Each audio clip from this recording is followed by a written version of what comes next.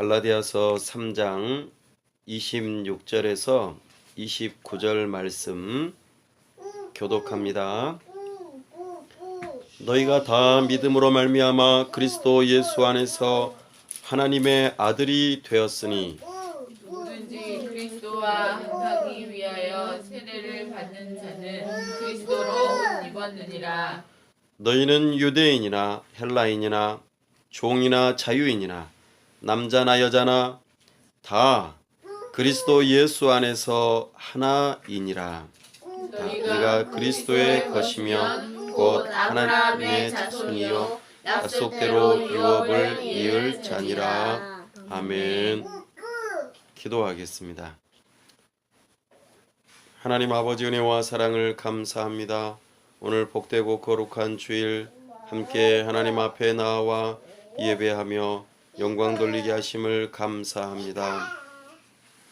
이 시간 하나님의 은혜를 사모하며 나아왔사오니 세우신 설교자를 통하여 하나님을 알 수 있도록 도와주시고 하나님께서 우리에게 하신 말씀이 무엇인지, 우리를 향하신 하나님의 뜻이 무엇인지, 우리를 위하여 하신 일들이 무엇인지를 밝히 알 수 있도록 도와주시옵소서. 우리가 하나님을 알므로 우리의 마음 깊은 곳에서부터 하나님을 사랑하는 마음으로 충만케 하여 주옵소서. 그리하여 하나님께서 주시는 말씀 따라 어떻게 살 것인지를 이 시간 결단하며 우리의 의지를 드리는 시간 되게 하여 주옵소서. 하나님 아버지, 이곳에 주님의 몸된 교회를 세우게 하심을 감사합니다. 우리가 사람들을 만나 주의 복음을 증거할 때에 우리 주님께서 함께 교회로 지어져 갈 수 있도록 영혼들을 붙여주시고 우리 주님 기뻐하시는 교회가 되도록 은혜를 더하여 주옵소서. 이 도시 가운데 복음을 심어 역동적으로 열매를 맺어 오직 하나님께만 영광이 되는 교회가 되기를 사모합니다. 우리 주님께서 허락하신 이 비전을 따라 우리가 삶을 살아갈 때에 이것이 우리의 현실로 나타나도록 은혜 베풀어 주시옵소서. 복음으로 말미암아 각 심령이 변화되어지고 각 가정과 직장과 사회와 이 나라와 민족이 변화되어지는 역사가 있도록 우리의 심령에 복음의 부흥을 허락하여 주시옵소서. 복음이 우리의 심령을 뜨겁게 하고 우리의 삶이 변화되는 역사가 있도록 도와주시옵소서. 모든 끊어지고 어그러진 관계가 회복되어지며 우리 주님께서 기뻐하시는 일들이 일어날 수 있도록 우리에게 이 시대의 부흥의 역사를 허락하여 주시옵소서. 하나님 아버지, 이 땅 위에 세우신 위정자를 불쌍히 여기시며 저들이 하나님을 두려워하는 마음으로 공의롭게 법을 세우고 집행하고 이 땅을 다스릴 수 있도록 도와주시옵소서. 특별히 이 땅 위에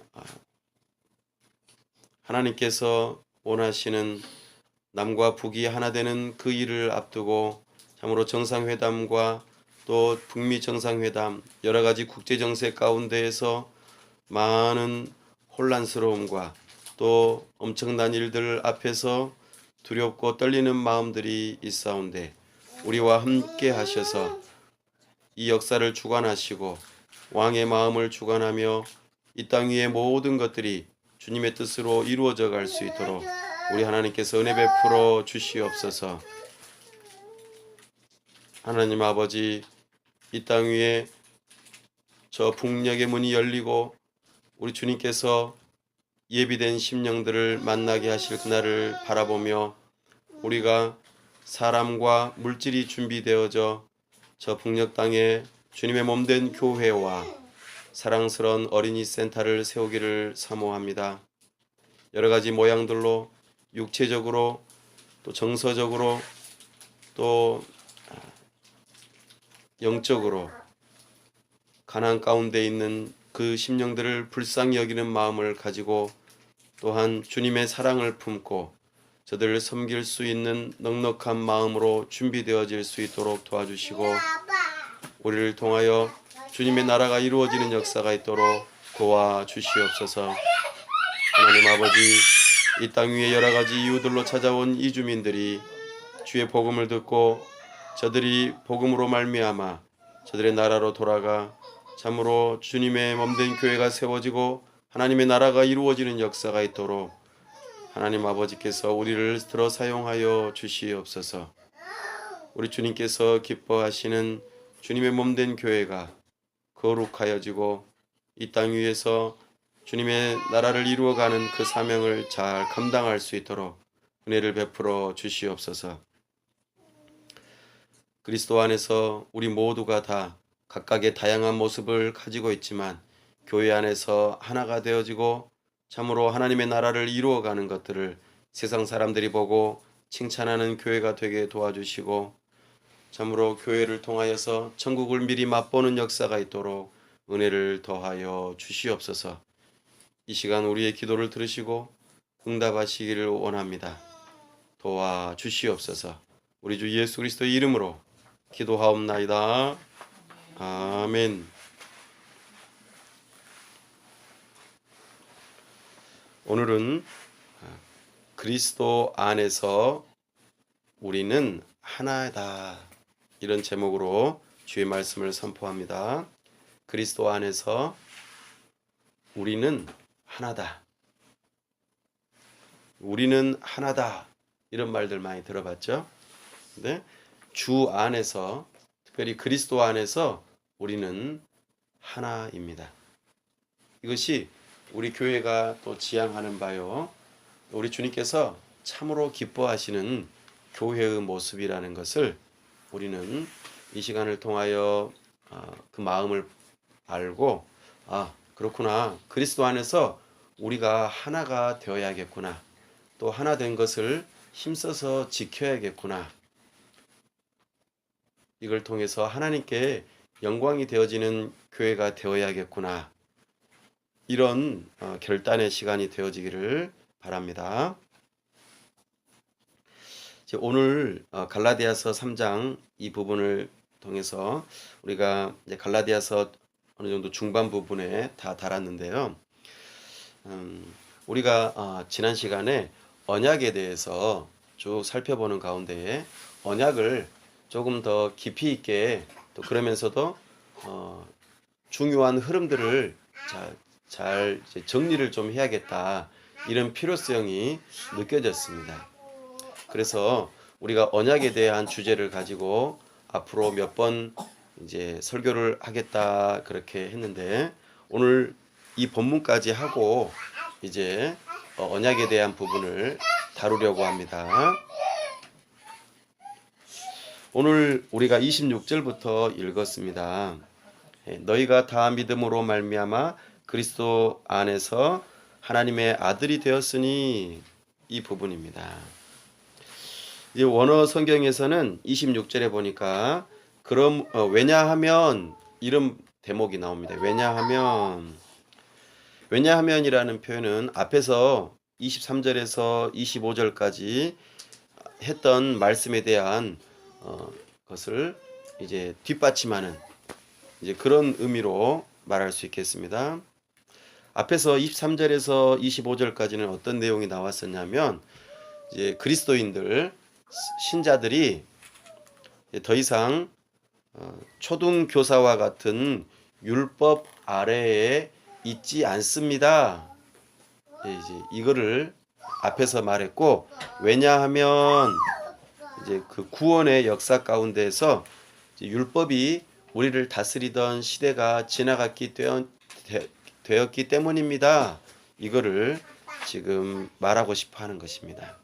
그래서 26절에서 왜냐하면이라고 하는 부분이 나오고, 믿음으로 말미암아 우리가 의롭게 된다는 것, 사람이 의롭게 될 수 있는 것은 율법으로 된다고 그렇게 이제는 말하지 않는다는 것입니다. 그 전부터도 율법은 사람에게 생명을 주지도 못하고 죄가 더욱더 많아지게 하는 역할을 한다고 그랬습니다. 하지만 이제 믿음, 곧 우리 주 예수 그리스도께서 이 땅에 오셔서 이제 믿음의 대상이 되시고, 믿음의 대상이 되시는 예수 그리스도를 믿음으로 말미암아 우리가 의롭게 되어집니다. 이것을 지금 설명하고 있습니다. 그래서 왜냐하면 믿음으로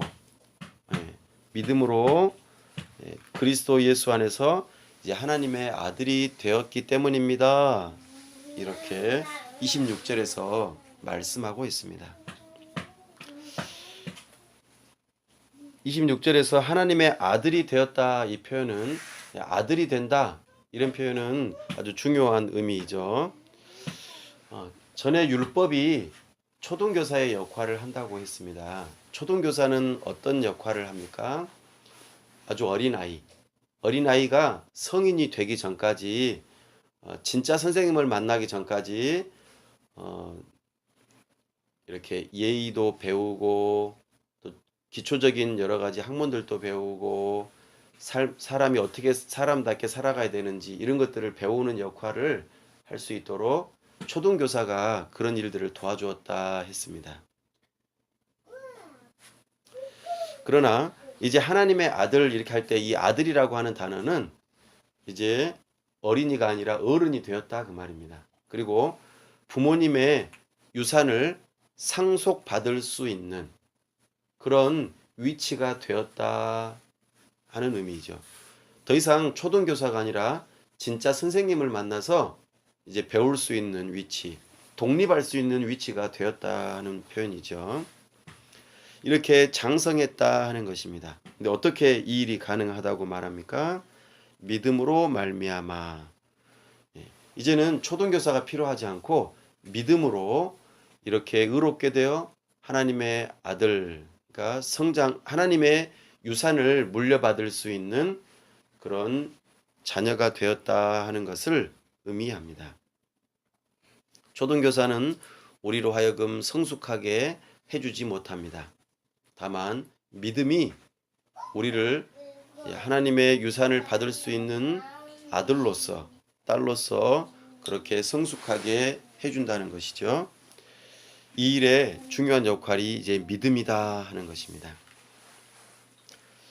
그런데 이 부분이 어떤 특정한 사람들에게만 주어지는 것이 아니라 26절에 너희가 다 그렇게 표현했습니다.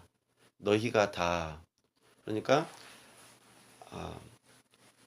율법은 이스라엘이 모두가 다 너희들은 하나님의 백성이다, 이렇게 말을 해줬어요. 율법이라고 하는 것이요. 율법을 가지고 있는 이스라엘 백성들은 자부심을 느꼈어요. 왜냐하면 하나님의 율법을 가지고 있었기 때문이죠. 그래서 우리는 태어나면서부터 하나님의 백성이고 하나님의 자녀다, 이런 생각을 해왔어요.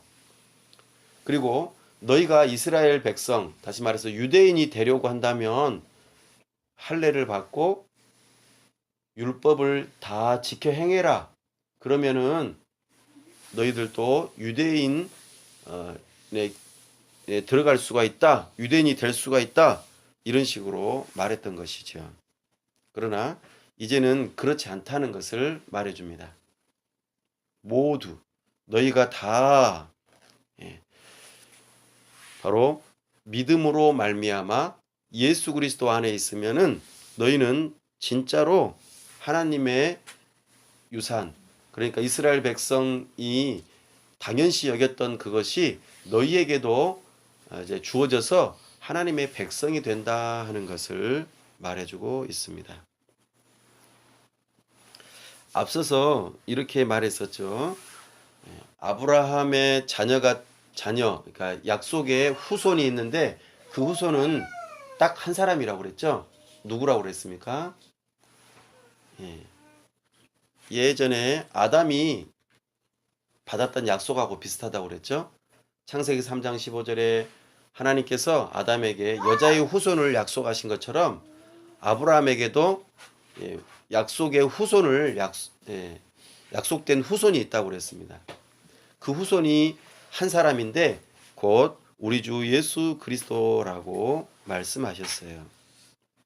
그래서 이제 그리스도 예수 이분은 아브라함에게 약속하셨던 유일하고도 진정한 후손이 되는 분인데 이 예수 그리스도를 믿는 믿음으로 이제 갈라디아 교회의 너희 성도들도 하나님의 자녀, 하나님의 아들, 딸이 되었다라고 26절에서 말하고 있습니다.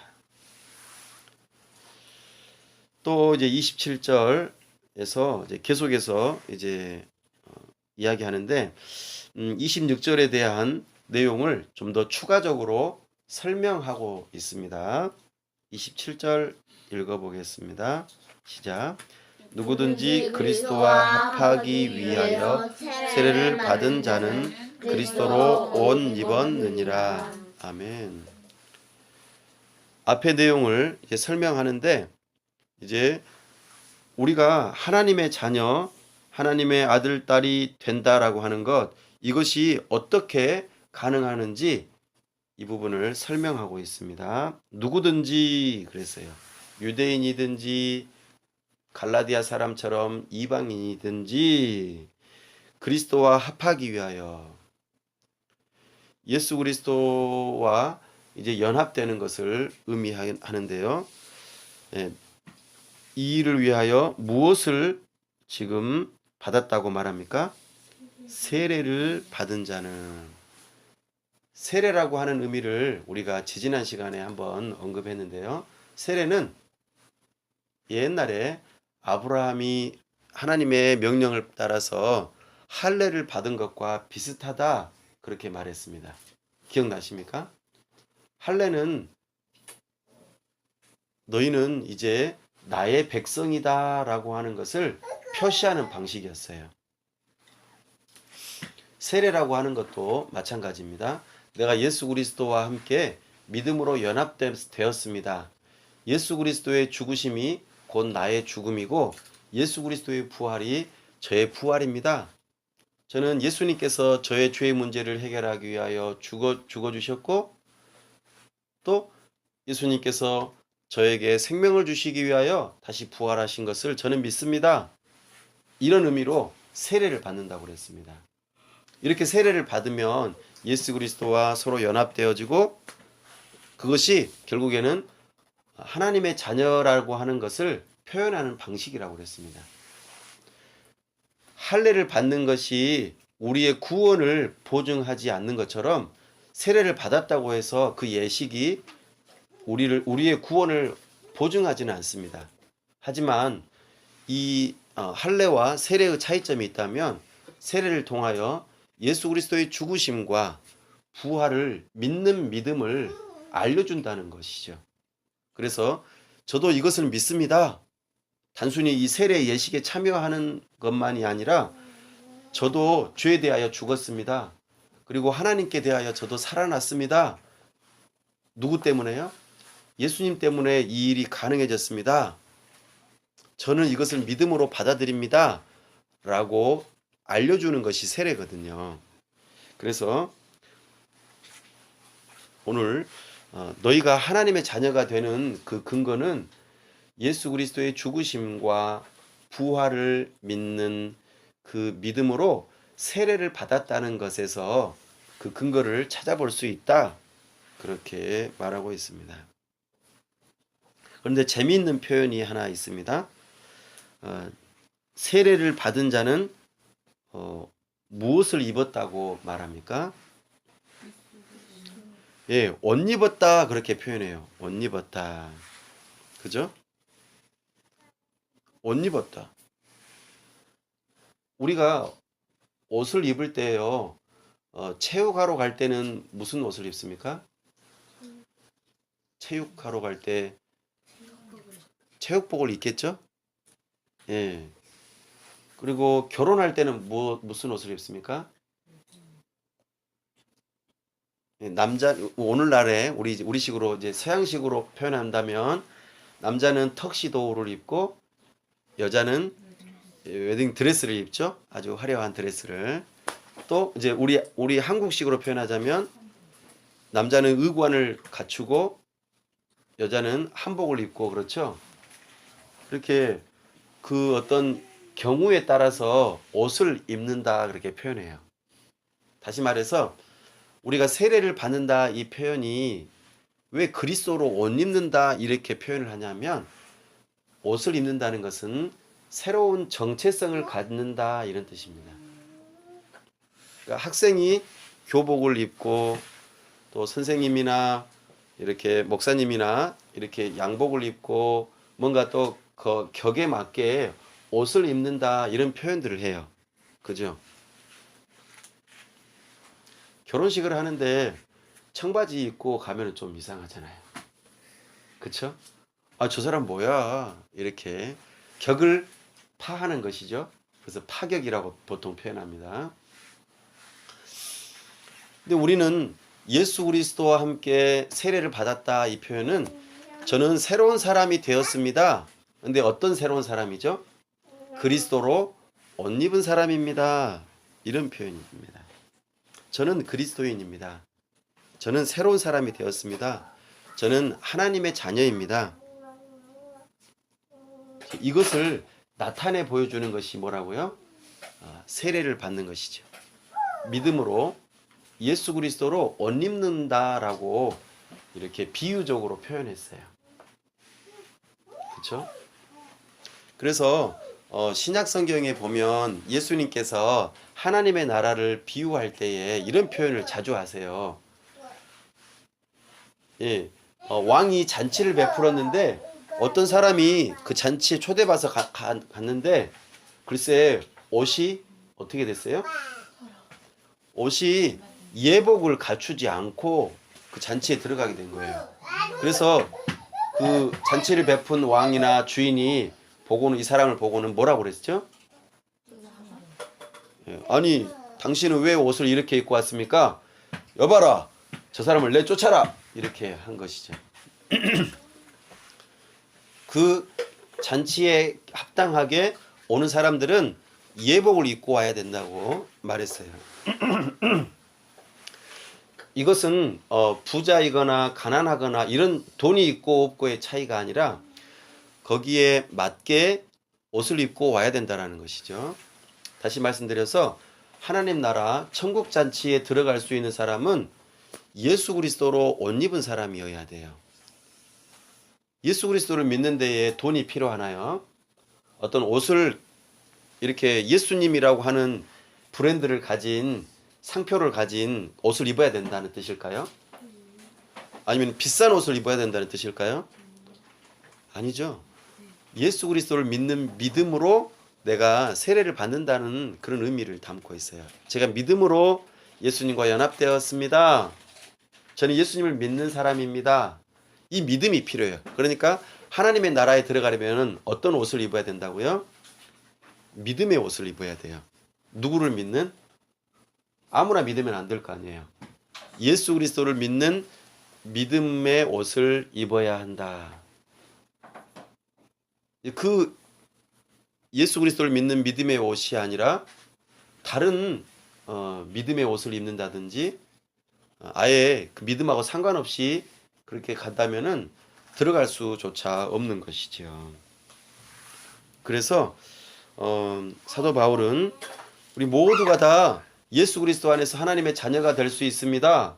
이렇게 말을 한 다음에 더 보충해서 설명하는 표현이 뭐냐면 예수 그리스도와 믿음으로 연합하기 위해서 세례를 받으신 분들은 전부 다 예수 그리스도로 옷을 입고 하나님의 자녀가 된 사람들입니다. 라고 한 번 더 설명을 해주고 있습니다.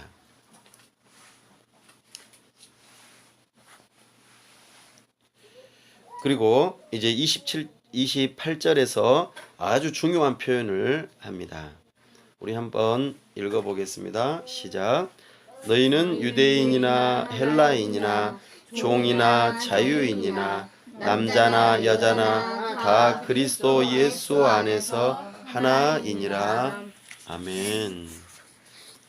자, 유대인과 이방인, 그죠? 헬라인, 이거는 어떻게 구분을 하는 것이죠?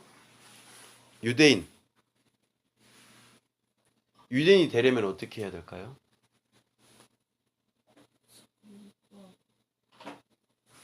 아주 쉬워요. 예, 부모님이 유대인이 되면 돼요. 예, 너무 어렵게 생각하면 안 돼요. 그죠? 우리가 한국인이 되려면 어떻게 해야 돼요?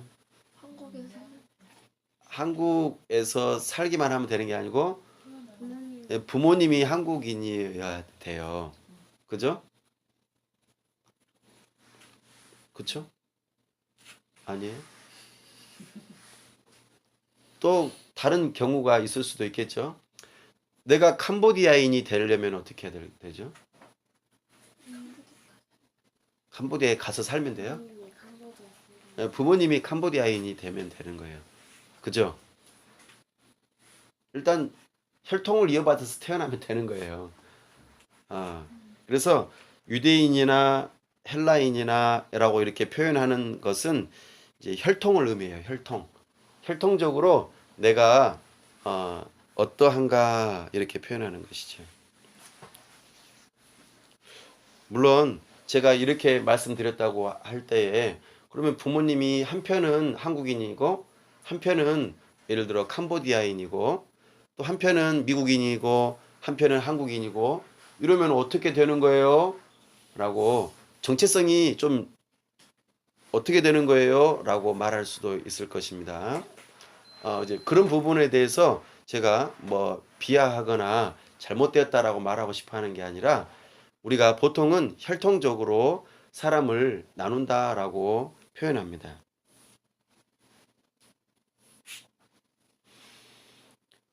이제 우리나라에서 이제 혈통을 이렇게 서로 이렇게 부모님이 서로 이렇게 국적이 다른 경우 이제 선택을 하게 되어 있어요. 그죠? 그래서 내가 한국에서 살면서 한국 사람이 되려고 할 때에 국적을 선택할 수 있어요. 그러면은 비록 혈통적으로는 부모님이 다른 나라 사람이더라도 국적이 한국 사람이 될 수 있는 것이죠.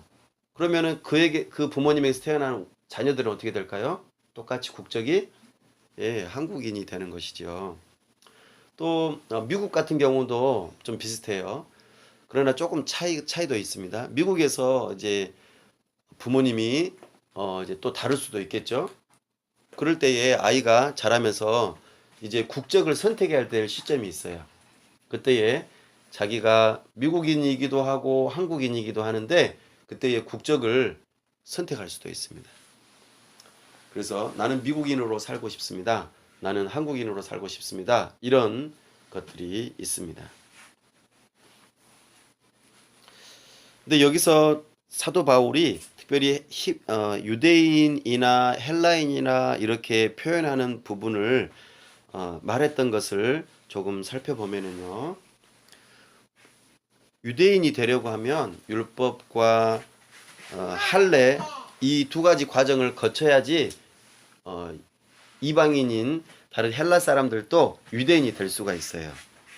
그러나 아브라함의 진정한 후손인 예수 그리스도께 속한 사람들은 진정으로 아브라함의 자녀요 영적인 유대인이 된다는 것을 강조하고 싶어서 유대인이나 헬라인이나 그리스도 예수 안에서 하나인이라 이걸 말하고 싶은 거예요.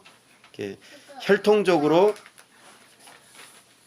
있는 부분을 부정하거나 또는 그 혈통에 맞게 그 사람을 그렇게 인정한다 이런 의미라기보다도 혈통은 혈통대로 인정하는 거예요. 그러니까 유대인이면 유대인, 헬라인이면 헬라인, 한국인이면 한국인, 미국인이면 미국인, 캄보디아인이면 캄보디아인 이런 각각의 정체성들이 있다는 것이죠.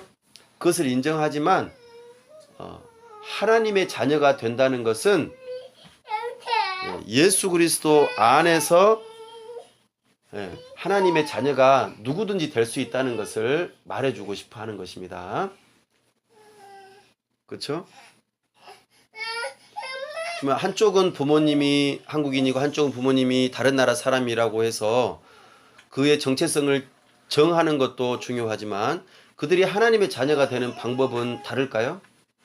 전혀 다르지 않습니다. 모두가 다 어떤 혈통을 가지고 있든지 하나님의 자녀가 되는 방법은 딱 하나예요.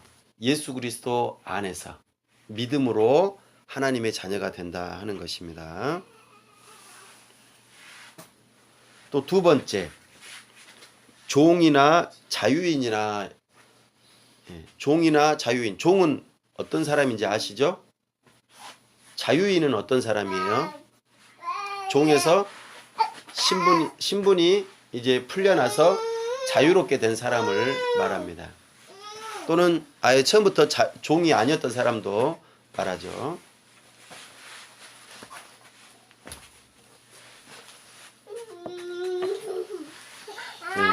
사랑하는 여러분, 예수님께서 계시기 전부터도 그랬고 예수님이 계신 다음에도 그렇고 종이나 노예라고 하는 이 제도는 계속 있어 왔어요. 이때 당시에 사도 바울이 갈라디아서를 쓰는 당시에도 노예 제도가 있었다는 것을 보게 됩니다. 그런데 재미있는 것은 그들의 신분이 어떠하든지 간에, 그죠? 종이든지 자유인이든지 신분이 어떠하든지 간에 상관없이 그리스도 예수 안에 있으면 어떻다고요? 다 똑같이 하나님의 자녀이다. 이렇게 지금 말하고 있습니다. 그러면 사도 바울은 종이나 노예 제도에 대해서 어떻게 표현할까요? 어떤 생각을 가지고 있을까요? 성경에서 말하는 바는 어떤 것일까요? 사랑하는 여러분, 사도 바울은 종은 자유인이 되기를 힘쓰라 그렇게 표현하기도 했고요. 종인 사람이 이제는 노예제도는 잘못되었으니까 우리는 노예제도를 철폐합시다. 그래서 모든 노예들은 해방을 합시다. 이런 식으로 주장해서 사회운동을 일으키라고도 말을 하지는 않았어요. 재미있죠? 사도 바울은 혹시 빌레몬서라고 성경에 히브리서에 신약 성경에 보면 빌레몬서라고 있습니다. 빌레몬서는 우리가 잘 아는 것처럼 종인 빌레몬이 사도 바울을 어디에서 만나죠? 로마 감옥에서 만납니다. 이 빌레몬이 글쎄 주인에게서 도망쳐 나와가지고 막 이렇게 방황하고 나름대로 생활하다가 로마에서 그만 붙들리고 말아요. 그래서 노예이기 때문에 노예가 도망쳤다라는 의미로 해서 이제 감옥에 갇히게 된 것이죠. 거기에서 사도 바울을 만나요. 사도 바울이 이 종에게, 노예에게 복음을 전하죠. 그리고 복음을 믿는 믿음을 가지게 됩니다. 그런데 정말 놀라운 것은 우리가 잘 아는 것처럼 이 종의 주인이 누구하고 잘 아는 사람이었어요? 바울하고 잘 아는 사람이었어요. 그래가지고 이제 가서 이제 종인 그 사람이 다시 되돌아가서 주인을 섬길 수 있도록 그렇게 다시 돌려보냅니다. 그때 이 편지를 하나 써 보내줬던 게 뭘까요? 예, 빌레몬서예요. 이 빌레몬이 이제 사도 바울과 아주 절친한 사람이었고요. 감옥에서 만났던 종은 오네시모라고 하는 종입니다. 오네시모는 글쎄 이 예수님을 믿는 믿음으로 자기가 편지를 가지고 자기의 주인인 빌레몬을 찾아가서 이제 이 편지를 주게 되는데요. 그때 당시에 종이 주인에게서 도망을 치게 되면 주인이 이 종을 죽여도 되는 법이 있었어요. 그런데 이 오네시모가 편지를 들고 빌레몬에게 찾아갔다라는 것은 어떤 의미가 있을까요? 목숨을 걸고 사실 찾아간 거예요. 다시 도망갈 수도 있겠죠. 자기 목숨을 살기 위해서. 그리고 빌레몬도 마찬가지죠. 사도 바울의 편지를 아무리 받아들었다고 해도 부탁이 있다고 해도 종이 법을 어겼으니까 마음대로 해도 되는 거예요. 그럼에도 불구하고 지금 빌레몬이나 오네시모나 전부 다 예수 그리스도의 복음 안에서 하나님 나라의 자녀라고 하는 것을 믿고 있기 때문에 빌레몬은 그의 종인 오네시모를 벌하지 않아요. 그리고 오네시모도 도망가지 않고 빌레몬에게 가서 그 종으로서의 역할을 다시 또 감당합니다.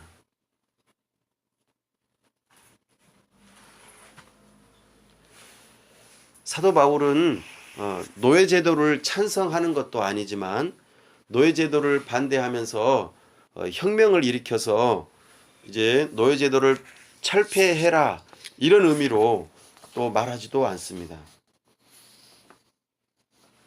분명 사람이 노예에서부터 자유를 얻는 것을 칭찬하고 그것이 올바른 일이라고 말은 하지만 그 제도를 철폐해서 없애버리고 이제는 모두가 다 자유하다 이렇게 혁명으로 이끌지 않는다는 것을 우리는 주목할 필요가 있습니다. 각각의 그 현재 있는 그 자리를 지키라고 표현을 합니다. 그리고 대신에 그리스도 안에서는 똑같이 하나님의 자녀로서 대우하라고 말을 합니다. 이 굉장히 차원이 다른 문제로 표현하고 있습니다. 그리고 세 번째로 남자나 여자나 이렇게 또 표현합니다.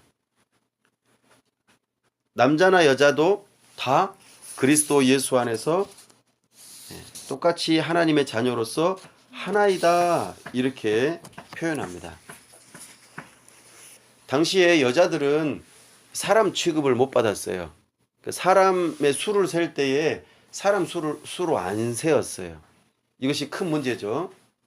사람이 차별받는 것처럼 그렇게 보이는 시대가 이 시대입니다. 더더군다나 여자는 할례를 받지 않아요. 그러니까 구원하고는 또 하나님의 백성과는 거리가 먼 것처럼 느껴질 수도 있어요. 그러나 사도 바울은 여기서 남자와 여자가 누구 안에서 하나라고 말합니까? 그리스도 예수 안에서 하나라 이렇게 표현하는 것은 다시 말씀드려서 여자나 남자나 모두가 다 차별이 없다라고 하는 것을 강조하고 싶어 합니다. 그런데 한 가지 중요한 거 여기서 우리가 놓치지 말아야 될 것은 분명 그리스도 예수 안에서 남자와 여자가 차별은 없지만 각각 고유한 남자다움, 여자다움에 대해서 부정하거나 이것을 없애버려야 된다라고 말하지 않습니다. 그러니까 각각 남자다움, 여자다움 이것을 고유하게 지키고 있으면서도 그리스도 예수 안에서는 서로 차별 없이 하나님의 자녀로서 하나이다 이렇게 말하는 것이죠. 그래서 어떤 사람들은 이 말씀을 보면서 이렇게 오해를 해요. 남자나 여자나 그리스도 예수 안에서 다 하나라고 하면서요. 그러니까 남자가 남자랑 결혼하는 것이 뭐가 잘못되었습니까? 이렇게 생각하는 사람이 있어요. 남자나 여자나 다 똑같으니까 그리스도 안에서 다 똑같으니까 남자가 남자랑 결혼해도 되지 않나요? 여자가 여자랑 결혼해도 되지 않나요? 이렇게 말을 하는 것입니다. 또 여러 가지 사역에 있어서도 마찬가지예요.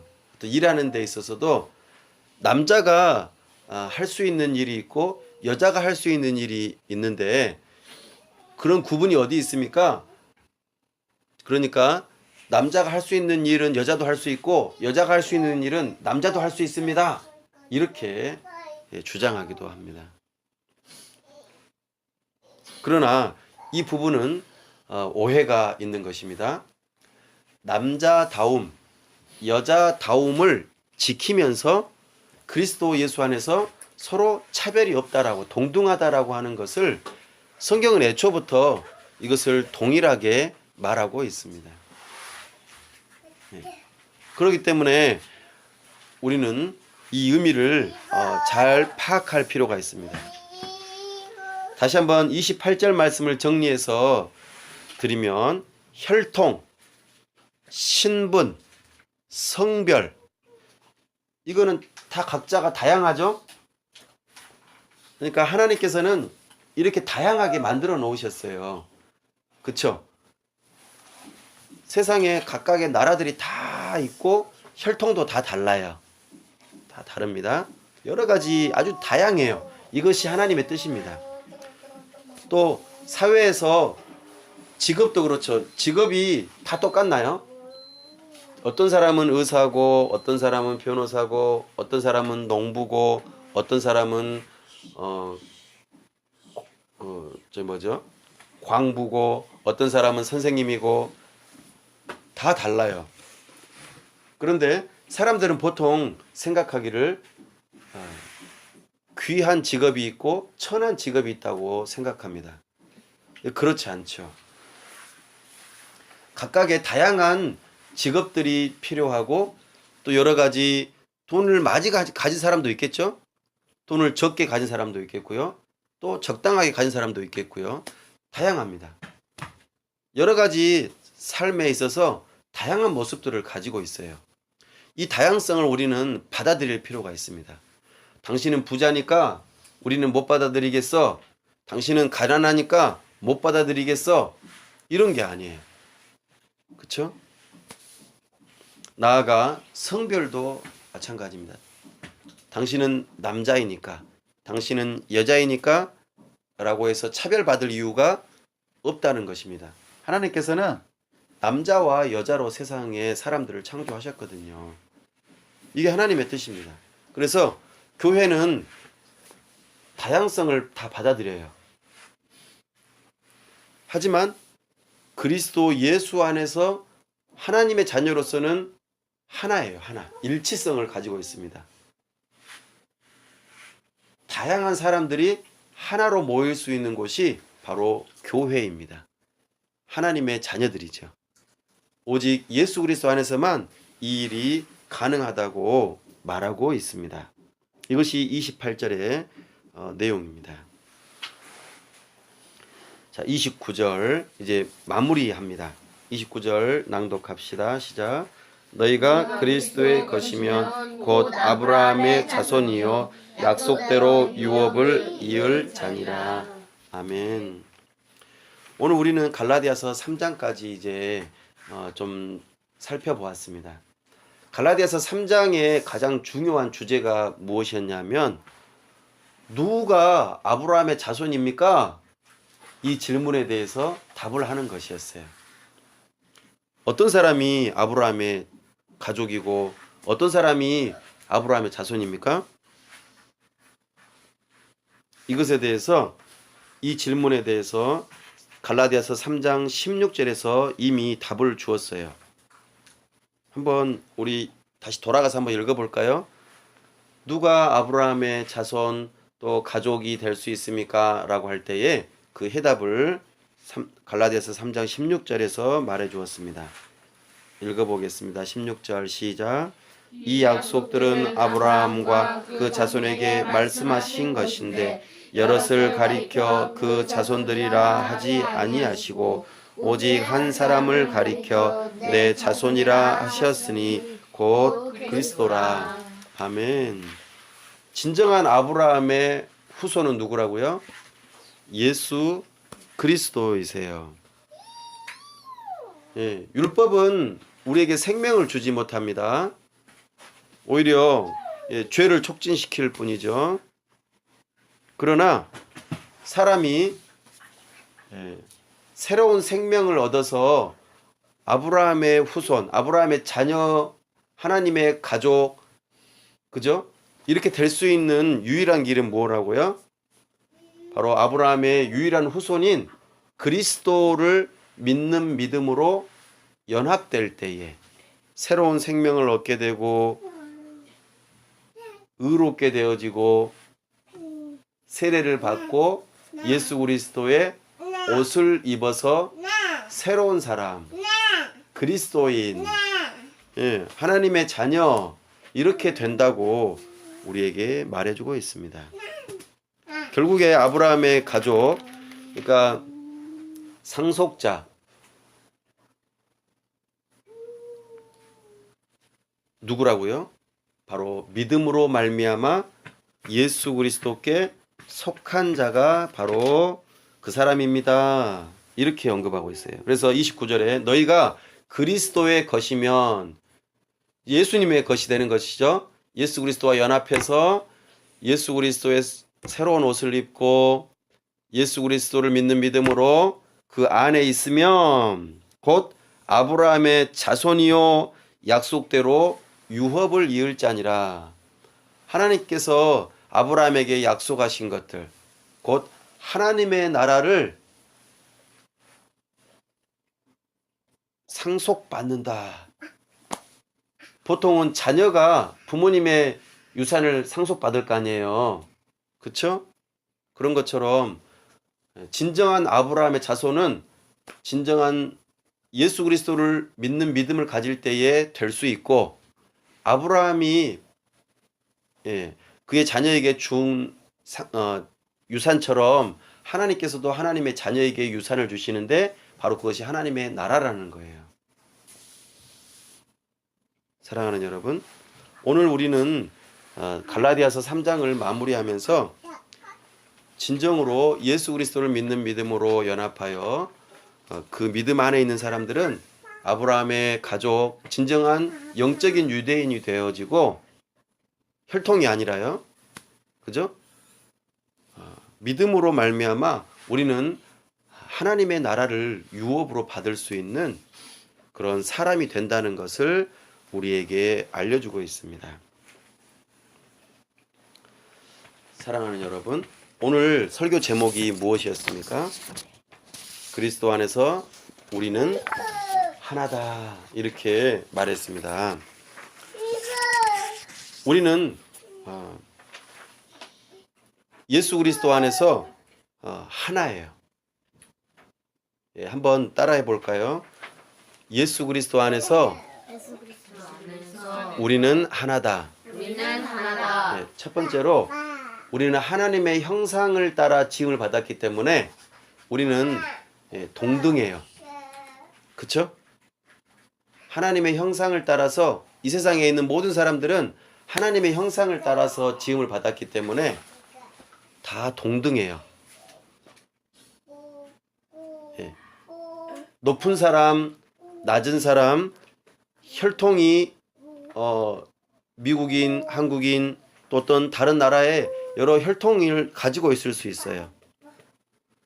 하지만 하나님의 형상을 따라 지음받았다라는 것으로 해서 우리는 서로가 동등하다라는 것을 기억하셔야 합니다. 또 하나는 우리가 죄인이라고 하는 것에서 측면에서 동등해요. 아담의 범죄함 이후로 모든 사람이 타락했어요. 그래서 하나님의 형상을 비록 입고 지음을 받았지만 아담의 범죄함으로 모든 사람이 죄인이라고 하는 것에서도 동등해요.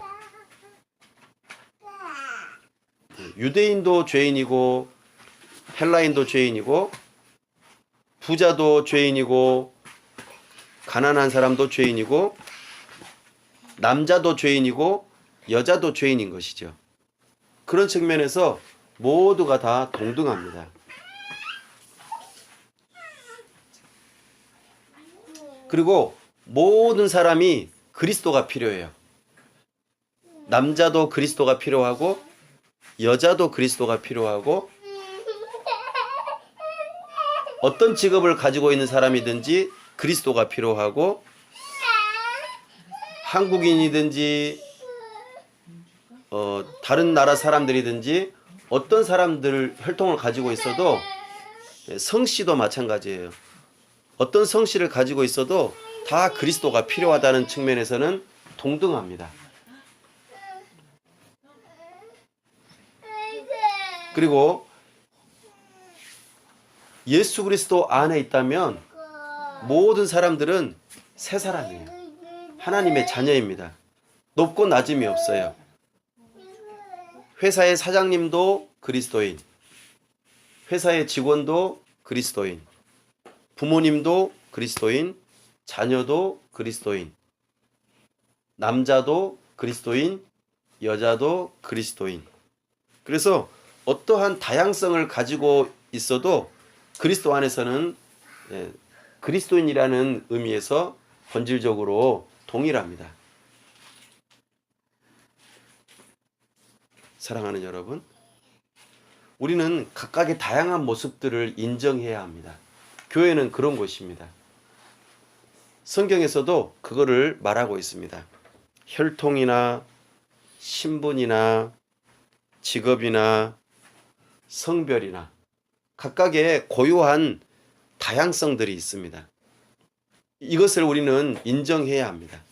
그리고 우리는 하나님의 형상으로 지음받았다는 것, 죄인이라고 하는 것, 예수 그리스도가 필요하다는 것, 나아가 예수 그리스도 안에서 우리 모두가 다 새로운 사람으로서 하나라는 것을 성경에서는 말하고 있습니다. 이것이 삼위일체 하나님의 모습을 반영한 교회입니다. 하나님의 나라이죠, 사실은. 삼위일체 하나님은 어떻습니까? 성부 하나님, 성자 예수님, 성령 하나님. 각각의 위격이 계세요. 위격. 성자 예수님은 하나님이시지만 하나님 아버지로부터 보냄을 받아서 순종함으로 죽기까지 순종하셨어요. 예수님이 하나님이신데 똑같잖아요. 하나님으로서는. 그럼에도 불구하고 위격으로서 하나님 아버지의 뜻을 따라 순종하시는 하나님이신 거예요. 고유한 독립적인 인격을 가지고 계신, 위격을 가지고 계신 하나님 아버지, 성자 예수님, 성령 하나님, 고유함이 있으신데도 불구하고 하나님으로서는 한 분이신 것처럼 삼위일체 하나님께서도 우리 교회, 하나님의 나라를 이루는 하나님의 백성들도 각각의 고유한 특징들이 있지만, 다양성들이 있지만 그리스도 예수 안에서 모두가 다 하나다. 이것이 삼위일체 하나님의 아주 독특한 모습을 반영한 하나님의 나라를 이루는 것이 교회라고 우리에게 알려주고 있습니다. 그래서 교회는 아주 특별해요. 이 교회 가운데에 다양함이 있고 또 하나가 되는 모습이 나타나는 것. 이것이 우리 하나님께서 가장 기뻐하시는 교회의 모습입니다. 현실은 좀 그렇지 않죠. 교회 안에서 그런 모습들을, 다양성을 인정하지 않습니다. 그리고 그렇게 되니까 하나 되기가 쉽지 않죠. 그러나 우리 주님께서는 이런 교회를 이루라고 말씀하십니다. 이 말씀 앞에 우리 모두가 다 순종하는 하나님의 사람들이 다 될 수 있기를 간절히 바랍니다. 기도하겠습니다. 하나님 아버지, 은혜와 사랑을 감사합니다. 삼위일체 하나님께서 각각의 모습들로 계시지만 한 하나님으로 계신 것을 우리가 아는 것처럼 우리를 향하신 그 하나님의 허락하신 다양성과 또한 그리스도 예수 안에서 우리가 하나 될 수 있음을 우리에게 알려주시고, 이제 예수 그리스도를 믿는 믿음으로 하나님의 자녀로서 하나가 된 것을 기억하고 하나가 되기 위하여 힘쓰되 각각의 다양성을 인정하고 차별하지 않고 우리가 서로 하나가 될 수 있도록 도와주시옵소서. 그런 교회를 우리가 꿈꿉니다. 우리 하나님께서 은혜 베풀어 주셔서 여기에 있는 모든 사람들이, 또 앞으로 교회로 지어져 가는 모든 사람들이 서로의 다양성들을 인정하고 그리스도 예수 안에서 하나가 되기 위하여 힘쓰는 참으로 주님 기뻐하시는 주님의 몸된 교회가 될 수 있도록 도와주시고 우리 교회가 또 다른 교회와의 다양함을 인정하고 서로를 용납하고 연합하고 주님의 몸된 교회로 참으로 지어져가는 하나님의 나라를 이루어 가는 데에 연합 사역을 함께 해 나아가는 우리 교회가 될 수 있도록 도와주시옵소서. 우리 주 예수 그리스도의 이름으로 기도하옵나이다. 아멘.